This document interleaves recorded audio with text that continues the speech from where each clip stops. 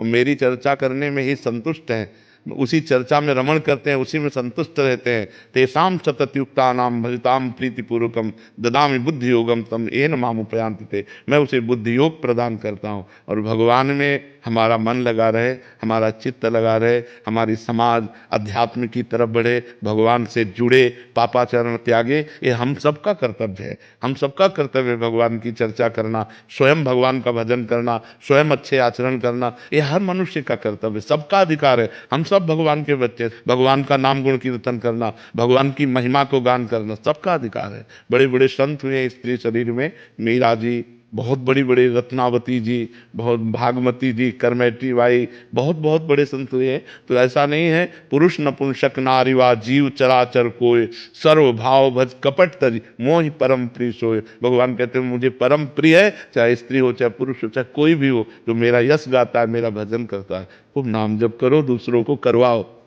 जय जय श्री राधा, जय श्री।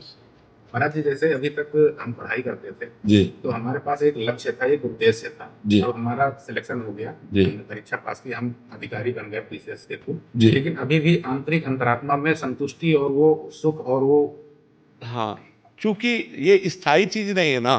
मान लो आपका शरीर है, 80 वर्ष, 100 वर्ष, ये पद और ये शरीर, ये वैभव, ये पढ़ाई, ये नाशवान है, ये स्थायी नहीं है। अगर आपका शरीर पूरा हो जाए तो आपको फिर कहाँ से शुरू करना पड़ेगा। आप ग्रेजुएट हो करके शरीर पूरा किए तो आप ग्रेजुएट होके नहीं जन्मेंगे, आपको फिर का ज्ञान, वर्णमाला का ज्ञान, अक्षर का ज्ञान आपको प्राप्त करना पड़ेगा। लेकिन 100 बार राम कहा है तो अगले जन्म में 99 से नहीं शुरू होगा, 100 से शुरू होगा। शांति मिलेगी भगवान से जुड़ने पर, अध्यात्म से जुड़ने पर, क्योंकि हमारी मांग सुख है। अंदर से देखो, प्रारंभ से लेकर के अभी तक लक्ष्य क्या है? सुख और शांति। अब हमने उस सुख शांति का आरोप कर लिया धन में, पद में, स्त्री में, अन्य भोगों में, जहां है नहीं। भोगात शांति अनंतरम नहीं लिखा। भगवान श्री कृष्ण ने गीता जी में कहा त्यागात शांति अनंतरम। जब हम भोगों का त्याग करते हैं तब हमें शांति मिलती है। और हमारे दिमाग में क्या चलता है कि जो कामना आई उसको हम भोग लें तो हमें शांति प्राप्त हो जाएगी। तो भोगते भोगते वो राक्षस बन जाता है, इसको भोगा, उसको भोगा, उसको भोगा, उसको भोगा, लेकिन उसके कभी शांति प्राप्त नहीं होती। तो जो थोड़ा पवित्र हृदय है, जैसे आपका पवित्र हृदय है, तो असंतोष पैदा हो रहा है कि यार मतलब जो चाहिए वो तो नहीं है। और अगर मलिन होता तो अहंकार हो जाता कि हमने पढ़ाई की और ये पद प्राप्त किया, लेकिन नहीं, वो आपको थोड़ा अंतःकरण पवित्र है, इसलिए उसकी मांग है शाश्वत सुख जिसमें दुख का लेस न हो, अविनाशी पद जिसमें भय का प्रवेश न हो। अभी भय और दुख दोनों ने पिंड नहीं छोड़ा, असंतोष कामनाएं अभी पिंड नहीं छोड़ी। तो इसकी पूर्णता अध्यात्म से होगी। कामना का कोई दुख नहीं, बस अब जीवन का उद्देश्य नहीं समझ में आता। जैसे जी। जब पढ़ाई करते तब उद्देश्य था कि हमें अमुक पद प्राप्त करना है, वो मिल गया, अब आगे समझ में नहीं आता कि अब क्या प्राप्त, हाँ अब, से क्या करना है। हाँ अब वो प्राप्त करना है जो शरीर छूटने के बाद है। शरीर रहने रहने तक का तो प्राप्त कर लिया, कि खाने की, पीने की, समाज सेवा की कर ली, लेकिन शरीर छूटने के बाद क्या गति होगी इसका आपके पास है कुछ प्रमाण? अब वो प्राप्त करना है। नाम जप करो और जो समाज में पद मिला है उसकी निष्काम भाव से सेवा करो।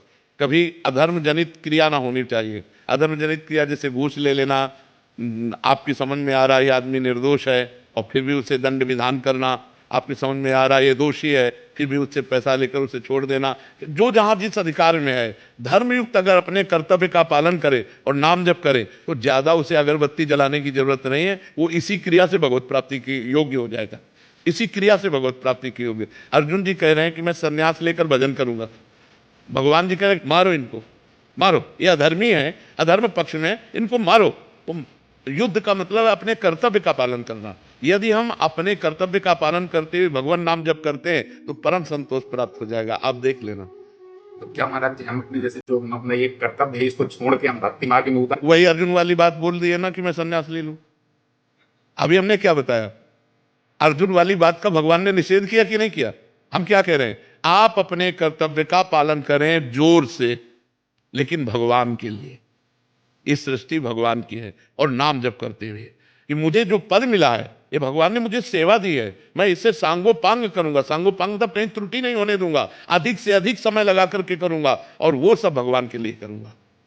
ये मैं भगवान के लिए करूं। जैसे आप भगवान के लिए करेंगे ना, तो आप कभी अधर्म नहीं कर पाएंगे, आप कभी गलत नहीं कर पाएंगे, क्योंकि आपको हर समय भगवान दिमाग में दिखाई देंगे। यार कोई देखे ना देखे, भगवान तो देख रहे हैं ना। बस इसी से भगवत प्राप्ति हो जाएगी। अपने कर्तव्य का पालन करना और वो भगवान के निमित्त करना और नाम जप करना। नाम जप जरूर कीजिएगा। और कोई गलत आचरण, जिनको आप जानते हैं गलत आचरण, वो आपके जीवन में नहीं होने चाहिए। जैसे शराब पीना है, पर स्त्री गमन करना है, घूस लेना है, अहिंसा, चोरी, जो भी, अगर ये गलत आचरण नहीं है तो आप पैंट शर्ट में भी साधु हैं। साधु का मतलब केवल वेश से नहीं होता, साधु का मतलब होता है उद्देश्य से।